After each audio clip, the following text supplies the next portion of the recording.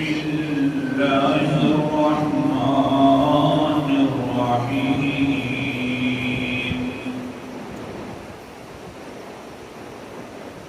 وهو العلي العظيم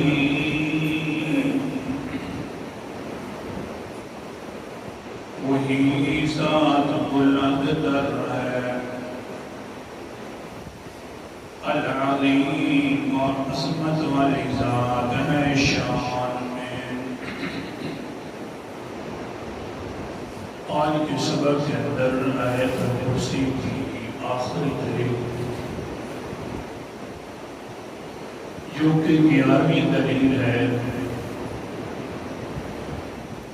اور 9 مہینوں کے اندر ہماری آیت کرسی چلتی رہی.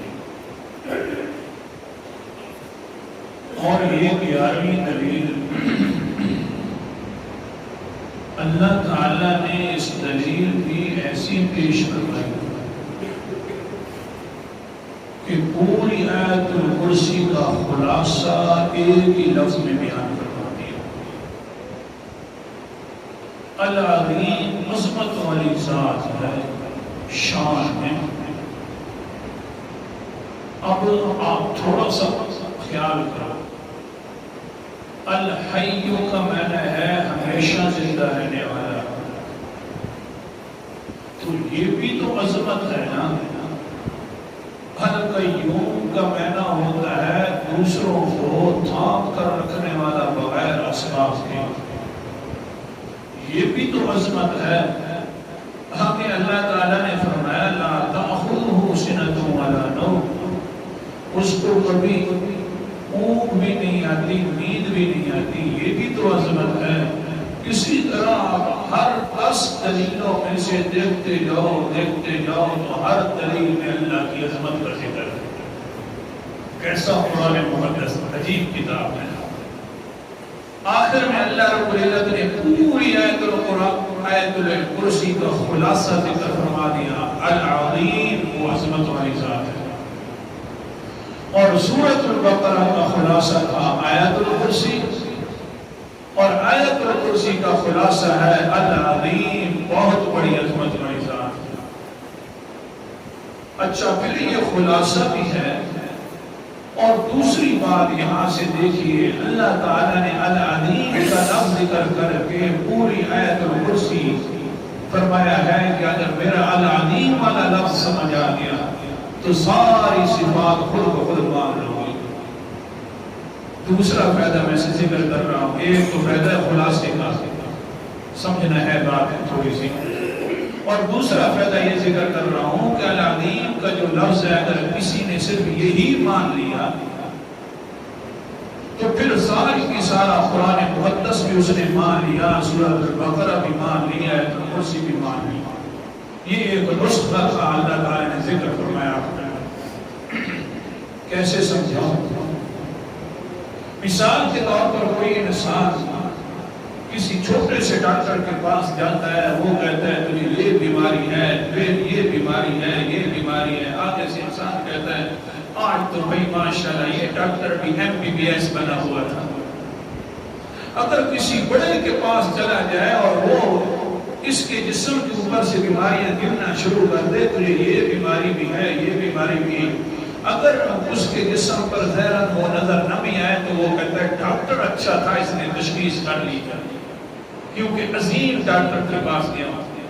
اللہ تعالیٰ نے فرمایا میں عظیم ہوں, جو میں پہلی باتیں کہہ کر آیا ہوں وہ بھی میری صحیح ہیں, جو میں اندر کے لیے باتیں قرآن میں کہوں گا وہ بھی میری ٹھیک ہے, اس لیے میری عظمت کا اقرار کر رہا ہوں. سبحان اللہ. ایک لفظ ہے کیا کیا بیان فرما رہا ہے. آج تھوڑی سی میں نے آپ کے سامنے عظمت ذکر کرنی ہے, انشاءاللہ پھر آگے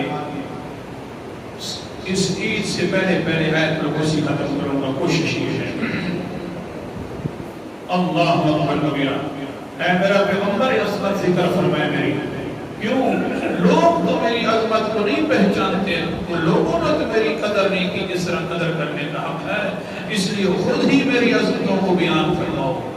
قرآن مقدس کا انداز. اعوذ باللہ من الشیطان الرجیم.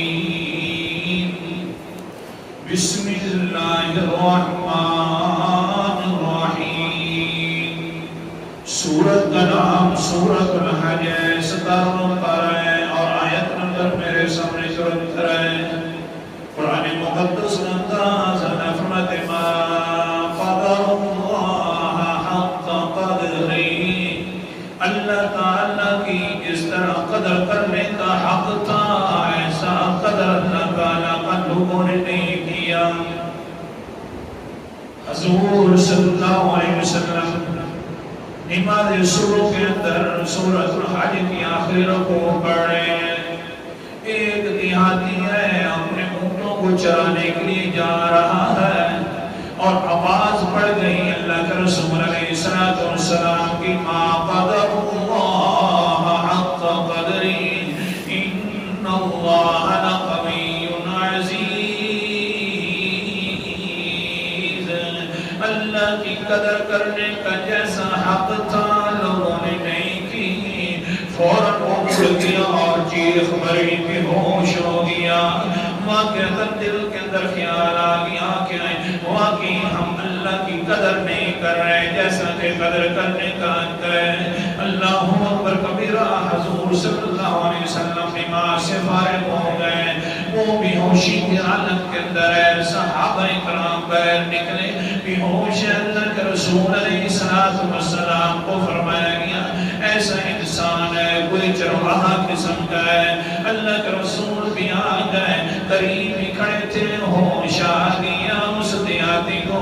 کہنے لگے وہ انسان پڑھنے والا کون سا انسان تھا جو یہ جملے کہہ رہا تھا ما قدر اللہ حق قدری، لوگوں نے جس طرح اللہ کی قدر کرنے کا حق تھا قدر نہیں کی۔ حضور محترم نے فرمایا میں تھا آگے سے دیاتی کہتا ہے یارا الفاظ بھی بڑے اونچے الفاظ ہیں، انسان بھی تو بڑا اونچا انسان ہے،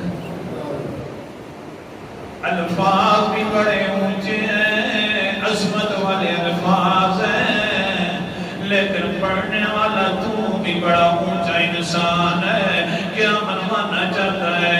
آگے سے حضور نے فرمایا یارا میں تو وہی منوانا چاہتا ہوں کہ ان اللہ لقوی عزیز، بے شک اللہ تعالیٰ کے پاس ساری طاقتیں موجود ہیں، عزیز اور ہر کسی کے اوپر غالب بھی اللہ تعالیٰ ہے۔ فرمانے لگے ٹھیک ہے طاقتیں بھی اللہ کے پاس ہیں، اللہ تعالیٰ غالب حکمتوں والا بھی اللہ ہے۔ پھر اگلی بات اگر میں نے یہ مان لیا اللہ کے رسول نے فرمایا یہی مان لیا تو پھر پڑھ لے لا الہ الا اللہ، کہ کوئی لا نہیں ہے، کوئی بڑی طاقتوں والا نہیں ہے، کوئی بڑی باتوں والا نہیں ہے، کوئی منت منوتی کے لائق نہیں ہے، کوئی نظر و نیاز کے لائق نہیں ہے، کوئی داتا نہیں ہے، کوئی دستگیر نہیں ہے، کوئی حاجت روا نہیں ہے، کوئی مشکل کشا نہیں ہے، کیونکہ طاقتوں والا وہی ہے تو عبادتوں کے لائق بھی وہی ہے۔ جیسا قدر کرنے کا حق تھا ویسا نہ کیا۔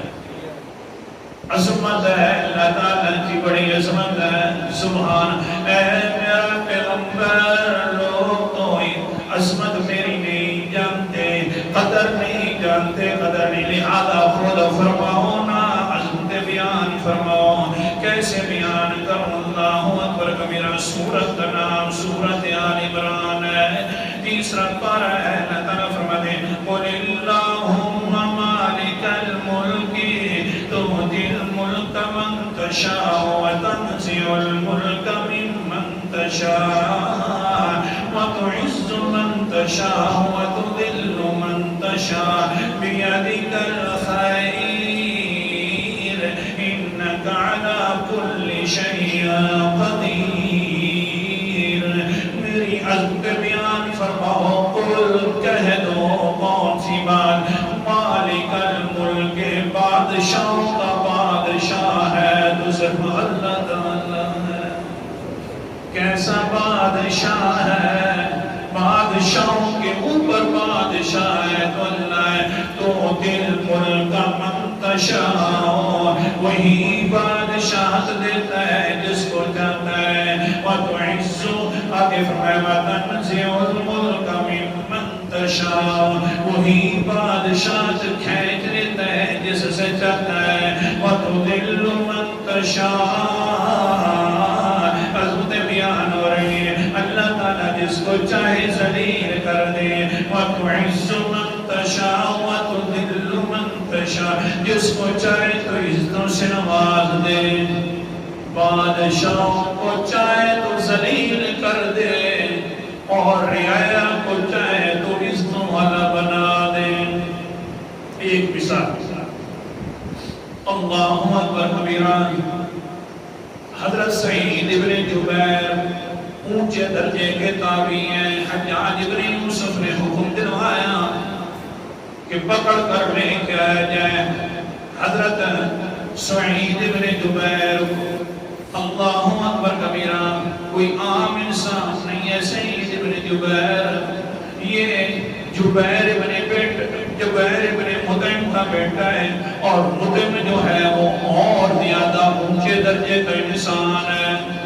حضرت صاحب طیف کے میدان سے لوگوں نے پتھر مار مار کر جب واپس کیا تو حضرت محمد مصطفیٰ صلی اللہ علیہ وسلم کی مطعم نے آ کر مہمان نوازی کی تھی، گھر کے اندر لے کر جانے والا یہی مطعم تھا، حتیٰ کہ غزوہ بدر جب ہوا حضور محترم صلی اللہ علیہ وسلم نے فرمایا، بخاری شریف کی حدیث ہے، حضور صلی اللہ علیہ وسلم نے فرمایا لو کان مطعم حیا ثم کلم منی لترکتهم لہؤلاء، اللہ کا رسول فرمایا وہ مطعم اگر زندہ ہوتا ان قیدیوں کے بارے میں کہتا اللہ کا رسول مفت چھوڑ دو تو میں مفت چھوڑ دیتا۔ بڑا دادا تھا حضرت سعید کے دادے تھے، یہی سعید ابن جبیر ابن مطعم، اس کو بلوایا گیا، حجاج ابن یوسف نے بلایا، کہتا ہے تو کون ہے؟ آگے سے اس نے کہا جو آنا جبیر ابن مطعم، اس نے کہا نانا تو ہے شقی ابن مسروق قصیر، میں جو ہے میں مطعم کا بیٹا نہیں ہوں، نعوذ باللہ قصیر کا بیٹا ہوں جس کا میں نوت ذلیل انسان، اپنا نام بھی تم شقی کہے، تم کوئی سعید نہیں ہے شقی ہے۔ اس نے کہا وہ ظالم انسانا، میری ماں نے میرا نام سعید رکھا ہے، تو میرے نام کو مٹا نہیں سکتا۔ حجاج ابن یوسف ان کے سامنے کوئی بات کرنا آسان نہیں تھی، بڑا ظالم تھا، مجھے تو مٹا نہیں، میرا یہ نام تو خراب نہیں۔ اس نے کہا تو مجھے جانتا ہے، آگے سے سعید ابن جبیر نے کہا جانتا ہوں تو بڑا قاتل ہے، تو کیا کر لے گا؟ قتل ہی کر دے گا تو مجھے۔ آگے سے کہا اچھا ٹھیک ہے، بات یہ ہے تو میرے بارے میں اگر کوئی عظمت والی بات کہے گا کہ تو قابی ہے، اونچے درجے کا تیرے شاگرد ہے، تو میں تجھے چھوڑ دوں گا۔ حضرت سعید نے فرمایا جس کے ہاتھوں کے اندر خون ہو دوسروں کا، سعید کی زبان سے ان کے بارے میں عظمت والے الفاظ نہیں نکلتے، عظیم ذات ہے تو صرف اللہ تعالیٰ کی ذات عظیم ہے۔ حجاج ابن یوسف نے فوراً حکم دیا اس کو پکڑو، لیکن جس وقت پکڑنے جانے کے قریب ہوا تو حضرت سعید ابن جبیر خانہ کعبہ کی طرف منہ کر کے کھڑے ہو جاتے ہیں، اس حجاج ابن یوسف کا جو ہے منہ پیٹ کر دیتے ہیں اس کی طرف، اور کہنے لگ جاتے ہیں انی وجہت وجہیا للذی فطر السماوات والارض حنیفا وما انا من المشرکین۔ آیت نمبر 79 سورت کا نام سورت انعام 7واں پارہ۔ اے اللہ جی میں نے تیری طرف منہ کر لیا ہے جو آسمان و زمین کا پیدا کرنے والا ہے، اور میں اکیلا کھڑا ہوا ہوں اور میں مشرکین میں سے نہیں ہوں۔ حجاج ابن یوسف نے کہا جلدی جلدی اس کا منہ پھیرو۔